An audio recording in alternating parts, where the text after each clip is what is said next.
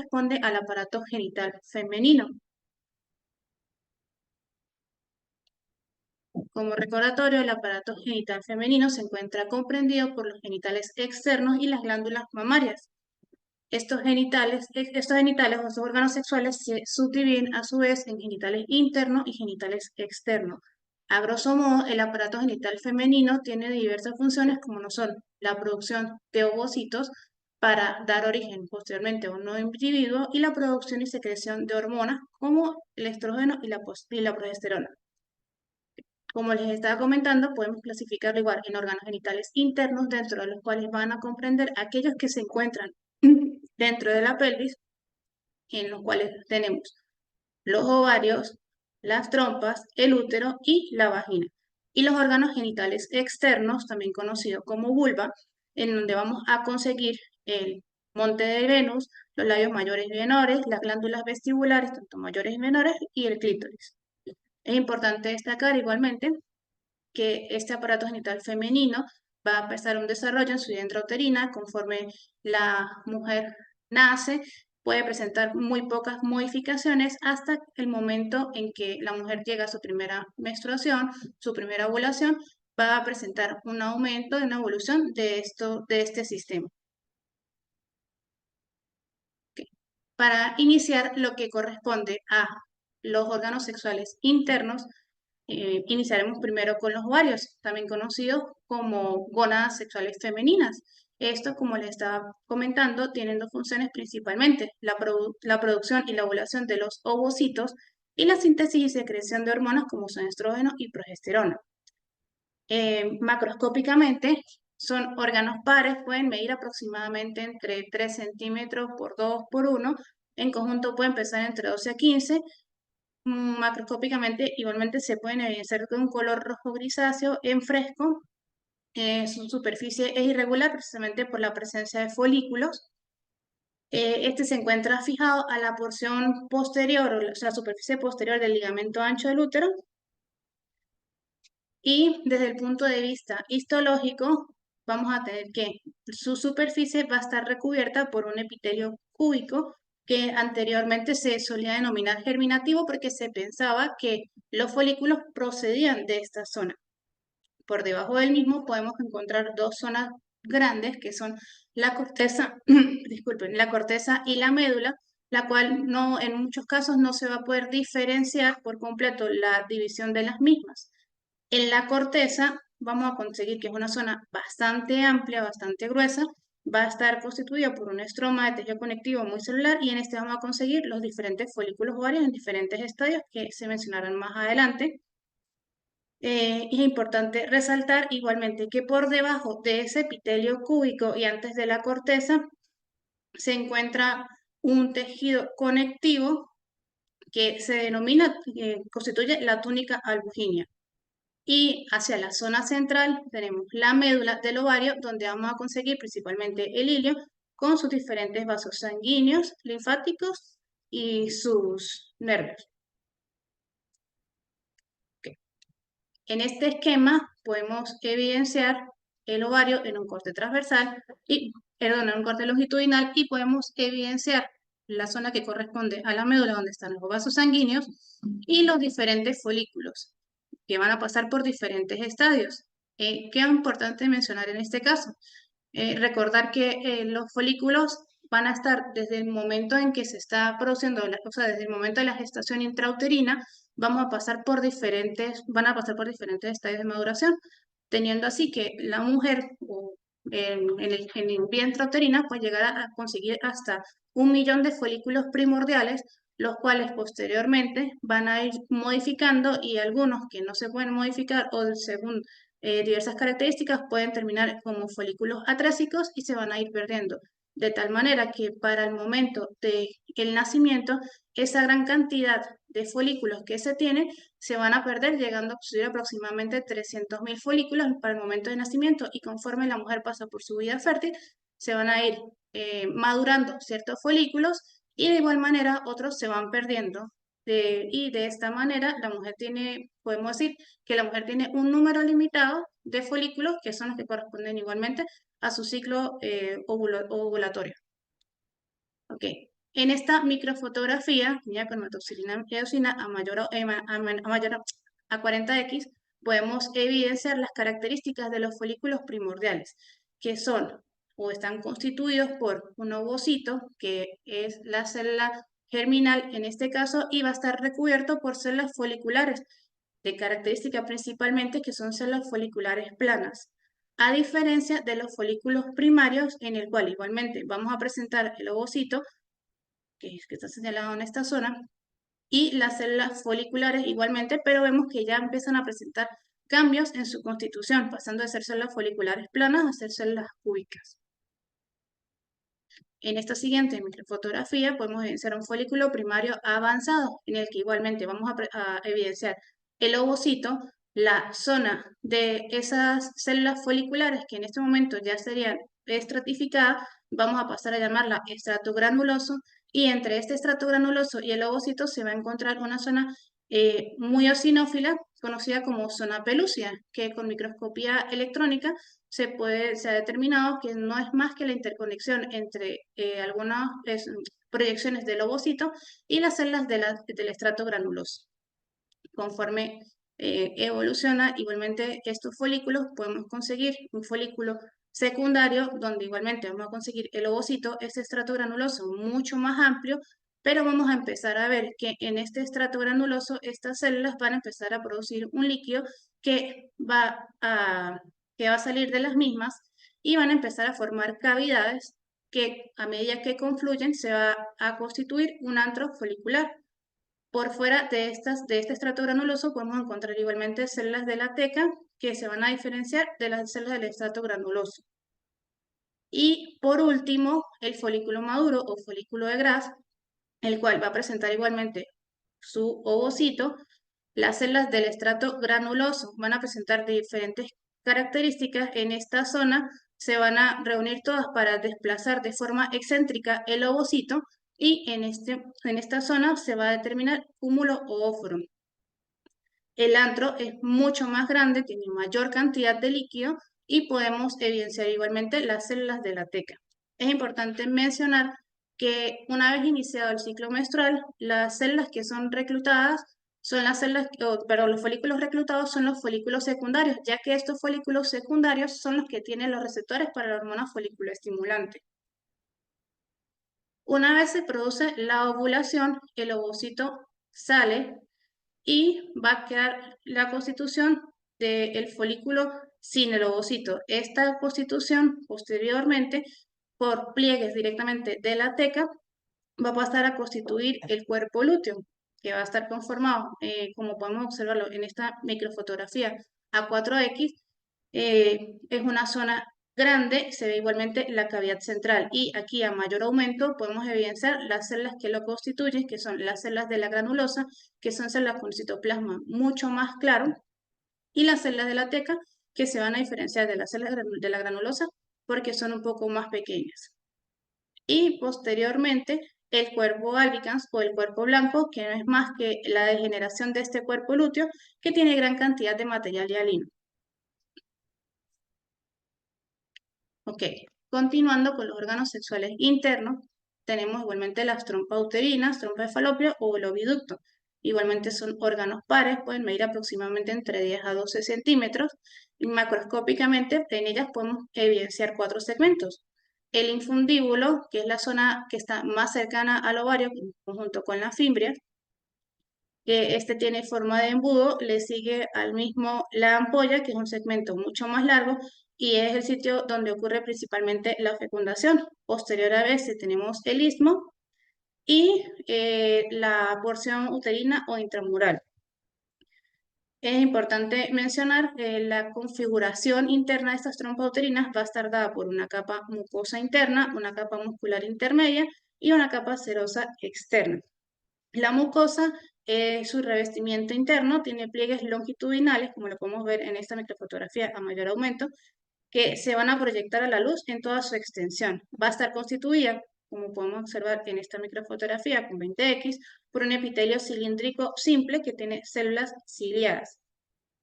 En su capa muscular podemos evidenciar igualmente una capa circular interna y longitudinal externa, aunque su límite es un poco visible, pero es importante saber que tiene dos capas y que estas se continúan igualmente posterior con el útero, y está recubierta por una serosa o peritoneo en su capa más externa, que está constituida principalmente por mesotelio y tejido conectivo.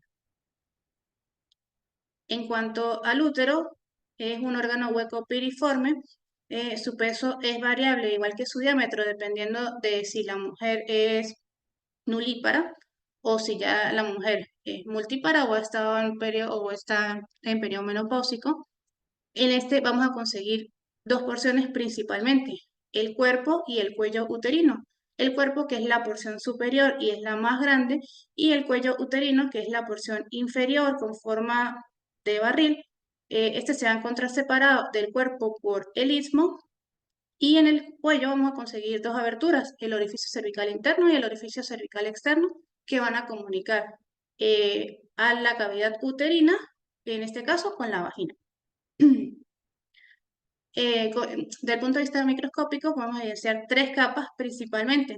El endometrio, que es la capa funcional del útero, vamos a tener que en este vamos a tener las glándulas endometriales. El miometrio, que es una capa gruesa de fibras musculares lisas. Y el perimetrio, que es la serosa o la cubierta peritoneal. Es importante mencionar que esta cubierta se va a encontrar principalmente en toda la superficie posterior, pero solamente en una parte de la superficie anterior. Y el resto de esa parte anterior no va a estar recubierta por las serosas, sino por una túnica adventicia. Antes de continuar, quiero traer este esquema para recordar un poco lo que corresponde al ciclo menstrual normal, desde lo que ocurre en la liberación de la adenohipófisis con la liberación de la hormona folículo estimulante y la hormona luteinizante, los cambios que pueden ocurrir en el ovario, la concentración en los valores de hormonas como estrógeno y progesterona, y los cambios que podemos evidenciar en el útero según todo esto. Entonces, principalmente en el ovario tenemos una fase folicular, una fase inicial que corresponde a la fase proliferativa del útero. En este momento vamos a tener que en la adenopófisis se va a liberar gran cantidad de hormona folículo estimulante. ¿Para qué? Para ayudar a la formación o a la maduración de esos folículos secundarios ya mencionados anteriormente. Esos folículos secundarios, a través de las células de la teca y las células de la granulosa, van a aumentar o van a empezar a producir estrógeno a partir del colesterol circundante, y estos valores de estrógeno, estos niveles de estrógeno van a permitir diferentes cambios en la mucosa endometrial, de tal manera que podemos evidenciar un aumento del engrosamiento de estas capas conforme hay un aumento en los valores de estrógeno. Posteriormente, una vez que el folículo ha madurado por completo, se envían diversas señales hacia la adenohipófisis, que produce una liberación en pico de la hormona luteinizante, que va a permitir la salida del ovocito de ese folículo maduro, folículo de Graf, para ser posteriormente implantado, o sea, fecundado y que se implante. En este caso, vamos a evidenciar en el endometrio, ya una vez que se libera el folículo, diversos cambios para entrar a una fase secretora en la que el endometrio se empieza a preparar para recibir esta fecundación. ¿Qué vamos a observar? Como les estaba mencionando anteriormente, en el ovario queda el cuerpo lúteo. El cuerpo lúteo, con sus células de la granulosa y células de la teca, va a continuar su producción de estrógenos, pero va a mantener una mayor producción de progesterona, que va a permitir diversos cambios igualmente en el endometrio, tornándose en un aumento de las glándulas y volviéndose las mismas más tortuosas, igualmente cambios en las arterias espirales del endometrio y cambios en el estroma. ¿Para qué? Para que se dé por completo esta implantación. Eso a grosso modo con respecto al ciclo. Ahora, ¿qué sucede en el endometrio? Es importante mencionar ya las fases anteriormente mencionadas. Como les dije, en el endometrio vamos a tener una fase proliferativa y una fase secretora, pero histológicamente podemos evidenciar cambios en las mismas, de tal manera que en esta microfotografía con hematoxilinosina a menor aumento podemos evidenciar un endometrio en fase proliferativa, que se va a caracterizar ¿por qué? Porque a este menor aumento podemos evidenciar un tono mucho más azulado, ¿ok? A mayor aumento podemos evidenciar las características de las glándulas, podemos observar que el epitelio se observa pseudoestratificado, se pueden observar figuras mitóticas y el estroma es hipercelular. De igual manera, tanto en las glándulas como en el estroma podemos observar figuras mitóticas que son las características de esta primera fase proliferativa. Conforme avanza en días y se produce la ovulación, el endometrio entra a una fase secretora temprana. En esta fase secretora temprana, que ya va a estar influenciada principalmente por la progesterona, vamos a tener algunos cambios tanto en la configuración de estas glándulas como en el estroma. Las glándulas que podían verse tubulares en el endometrio proliferativo, aquí ya pueden evidenciarse un poco más tortuosas, pero la característica principal de esta fase secretora temprana es la presencia de vacuolas infra o subnucleares en estas glándulas. Y el estroma empieza a verse menos celular y empieza a edematizarse. Es importante mencionar que para que digamos que el endometrio se encuentra en una fase secretora, tiene que haber más del 50% de vacuolas sub o infranucleares en al menos una glándula.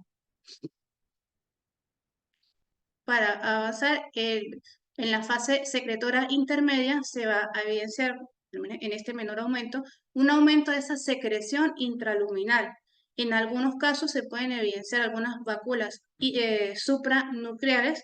Vamos a evidenciar el estroma poco más edematizado y ya para la fase secretora tardía el estroma se ve mucho más edematizado, ya se vería muy poco esas secreciones intraluminales, pero la característica principal es la apariencia predesidual que tienen estas células del estroma, principalmente en los primeros momentos alrededor de las arterias espirales, para luego confluir entre ellas y darles ese aspecto predesidual.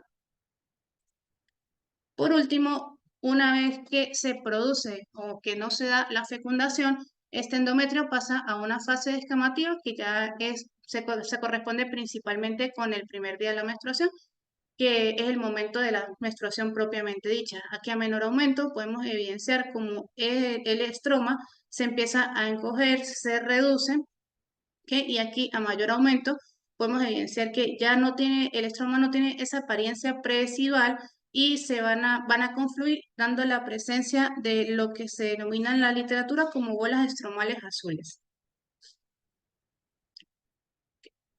Para continuar, correspondiente a la otra zona del útero, que es el cuello uterino, vamos a, como les estaba comentando anteriormente, es la zona que comunica el útero propiamente dicho, o la cavidad uterina, con la vagina. Es la porción que protruye en la parte superior de la vagina. Se encuentra constituido principalmente por dos tipos de epitelio, el epitelio endocervical y el epitelio exocervical, que es aquel que se encuentra eh, expuesto hacia el ambiente hostil de la vagina. El epitelio endocervical está constituido principalmente por células cilíndricas y el epitelio exocervical se encuentra tapizado por por un epitelio estratificado escamoso, no queratinizado. Por debajo de este epitelio podemos observar un estroma, que es un estroma laxo, y se encuentran cierta cantidad de células inflamatorias. En esta zona igualmente, aquí a menor aumento, podemos evidenciar lo que corresponde aquí en la flecha, la unión escamocolumnar, que es el sitio de transición entre el epitelio exocervical y el epitelio endocervical. Para continuar, la vagina, que sigue siendo parte de los órganos sexuales internos, también conocida como colpos, es el órgano femenino de la copulación. Es un tubo fibromuscular cuya pared se encuentra compuesta por una mucosa, una muscular y una adventicia. La mucosa se encuentra tapizada por un epitelio similar al epitelio conseguido en el cuello uterino, el cual es un epitelio escamoso estratificado, en el cual igualmente podemos evidenciar las tres zonas características, la zona basal, la zona que son células principalmente cúbicas, la zona intermedia y la zona de la capa superficial. Por debajo del mismo se encuentra su lámina propia, que está constituida principalmente por un tejido conectivo laxo, En esta vamos a conseguir igualmente una capa muscular que va a estar constituida por una capa circular interna y una capa longitudinal externa, y por una adventicia, que es una capa de tejido conectivo laxo que tiene un gran contenido de plexos venosos.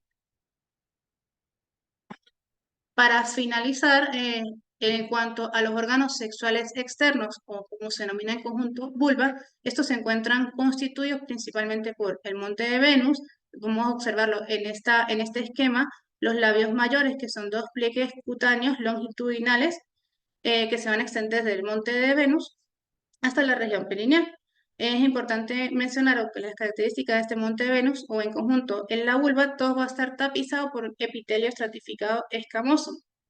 Eh, el monte de Venus se encuentra principalmente, o su característica principal, es que tiene una gran cantidad de tejido adiposo. En cuanto a los labios mayores, como les estaba comentando, son dos pliegues cutáneos longitudinales.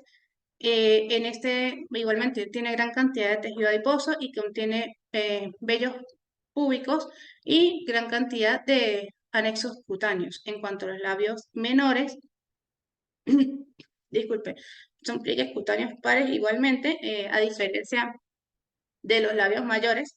Estos no presentan vellos y no presentan tejido adiposo ni anexos cutáneos. El clítoris es la estructura, gracias, perdón, disculpe.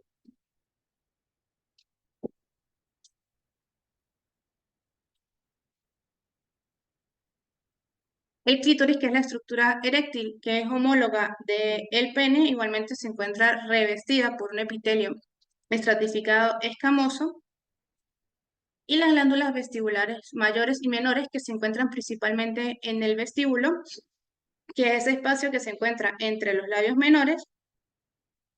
Y en este caso es importante mencionar que tanto las glándulas vestibulares mayores y menores son principalmente glándulas mucosas. La única diferencia es que las glándulas vestibulares menores son pequeñas y son muy numerosas y van a desembocar en estos labios menores. Y las glándulas vestibulares mayores, o glándulas de Bartolino, se encuentran principalmente hacia la porción posterior y externa de estos labios menores. Desde el punto de vista histológico, es importante mencionar, estas son microfotografías para diferenciar los labios mayores de los labios menores. Tienen características en común, que es la pigmentación marcada de esa capa basal, pero a diferencia de los labios mayores con los labios menores, como les estaba comentando, el tejido conectivo de los labios mayores, o el estroma, no, el tejido conectivo que se encuentra por debajo de ese epitelio, en los labios mayores vamos a conseguir tejido adiposo y estructuras o glándulas, sí, estructuras anexiales de los anexos cutáneos, propiamente dicho. Y en los labios menores no vamos a conseguir las mismas. Podemos evidenciar igualmente la pigmentación en esa capa basal, pero no vamos a evidenciar esos anexos cutáneos.